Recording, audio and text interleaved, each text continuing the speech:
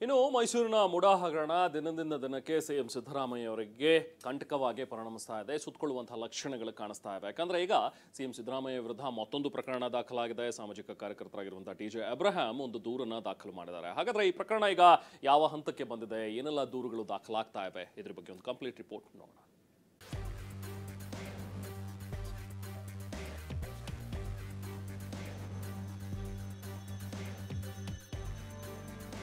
CM ಸಿದ್ದರಾಮಯ್ಯಗೆ MUDA ಸಂಕಷ್ಟ. ಚುನಾವಣಾ ಆಯೋಗಕ್ಕೆ ದೂರು, ಕ್ರಮಕ್ಕೆ ಒತ್ತಾಯ. ಮೈಸೂರು ನಗರಾಭಿವೃದ್ಧಿ ಪ್ರಾಧಿಕಾರದಲ್ಲಿ ನಡೆದ 50-50 ಹಗರಣ ಸಿಎಂ ಸಿದ್ದರಾಮಯ್ಯಗೆ ಮುಜುಗರ ತಂದಿಟ್ಟಿದೆ. ನಕಲಿ ದಾಖಲೆ ಸೃಷ್ಟಿಸಿ ಕೋಟ್ಯಾಂತರ ರೂಪಾಯಿ ಮೌಲ್ಯದ ನಿವೇಶನ ಪಡೆದಿದ್ದಾರೆ ಅಂತ ಆರೋಪಿಸಿ ಮೊನ್ನೆ ಪೊಲೀಸ್ ಠಾಣೆಯಲ್ಲಿ ದೂರು ದಾಖಲಾಗಿತ್ತು. ಆದ್ರೀಗ ಚುನಾವಣಾ ಅಫಿಡವಿಟ್ ನಲ್ಲಿ ಸಿಎಂ ಸಿದ್ದರಾಮಯ್ಯ ಮಾಹಿತಿ ಮುಚ್ಚಿಟ್ಟಿದ್ದಾರೆ ಅಂತ ಚುನಾವಣಾ ಆಯೋಗಕ್ಕೆ ಮತ್ತೊಂದು ದೂರು ಸಲ್ಲಿಸಲಾಗಿದೆ. ಸಾಮಾಜಿಕ ಹೋರಾಟಗಾರ ಟಿಜೆ ಅಬ್ರಹಾಂ ಎಂಬುವರು ರಾಜ್ಯ ಮುಖ್ಯ ಚುನಾವಣಾಧಿಕಾರಿಗೆ ದೂರು ನೀಡಿದ್ದಾರೆ. 2013ರ ಚುನಾವಣಾ ಅಫಿಡವಿಟ್ ನಲ್ಲಿ ಪತ್ನಿ ಹೆಸರಿನಲ್ಲಿರುವ 3.16 ಎಕರೆ ಜಮೀನು ಬಗ್ಗೆ ಮಾಹಿತಿ ಮುಚ್ಚಿಟ್ಟಿದ್ದಾರೆ.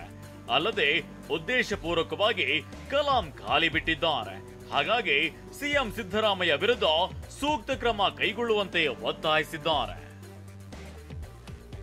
ರಾಜ್ಯ ಸರ್ಕಾರಕ್ಕೆ ವಿಜಯೇಂದ್ರ ಸಾಲು ಸಾಲು ಪ್ರಶ್ನೆ. ಮುಡಾ ಅಕ್ರಮ ಪ್ರಕರಣವನ್ನೇ ಬ್ರಹ್ಮಾಸ್ತ್ರವಾಗಿಸಿಕೊಂಡಿರೋ ಕಮಲ ಕಲಿಗಳು ಸಿಎಂ ಸಿದ್ದರಾಮಯ್ಯ ಮೇಲೆ ನೇರವಾಗಿ ಮುಗಿಬೀಳ್ತಿದ್ದಾರೆ. ಅದರಲ್ಲೂ ಮುಡಾ ಹಗರಣ ಸಂಬಂಧಿಸಿದಂತೆ ದಾಖಲೆ ರಿಲೀಸ್ ಮಾಡಿ ಬಿಜೆಪಿಯ ರಾಜ್ಯಾಧ್ಯಕ್ಷ ವಿಜಯೇಂದ್ರ ಕೆಂಡ ಉಗುಳಿದ್ರು. ರಾಜ್ಯ ಸರ್ಕಾರಕ್ಕೆ ಬಿಜೆಪಿ ಸಾಲು ಸಾಲು ಪ್ರಶ್ನೆ ಕೇಳಿದ್ದಾರೆ. ಅಫಿಡವಿಟ್ ನಲ್ಲಿ ಪತ್ನಿ ಹೆಸರಿನ ಆಸ್ತಿ ಉಲ್ಲೇಖಿಸಿಲ್ಲ ಯಾಕೆ ಅಂತ ವಿಜಯೇಂದ್ರ ಪ್ರಶ್ನೆ ಮಾಡಿದ್ದಾರೆ. ಆಸ್ತಿ ವಿವರ ಉಲ್ಲೇಖಿಸದೆ ಇರುವುದು ನಿಯಮ ಉಲ್ಲಂಘನೆ ಅಲ್ವಾ? 1991ರ ನಿಯಮಗಳ ಪ್ರಕಾರ 2 ಸೈಟ್ ಪಡೆಯಬೇಕಿದ್ದ ತಮ್ಮ ಪತ್ನಿ 14 ಸೈಟ್ ಪಡೆದಿದ್ದೇಕೆ? ಬಡವರು ದಲಿತರಿಗೆ ಮೀಸಲಿಟ್ಟ ನಿವೇಶನ ಪಡೆದಿದ್ದ ಅಪರಾಧ ಅಲ್ಲವೇ ಅಂತ ಪ್ರಶ್ನಿಸಲಾಗಿದೆ. ತರಾತುರಿಯಲ್ಲಿ ಸಚಿವ ಭೈರತಿ ಸುರೇಶ್ ಮೈಸೂರಿಗೆ ಹೋಗಿದ್ಯಾಕೆ? ಇನ್ನು ವರದಿ ನೀಡಿದ ಡಿಸಿಯನ್ನ ವರ್ಗಾವಣೆ ಮಾಡಿದ್ದು ಯಾಕೆ?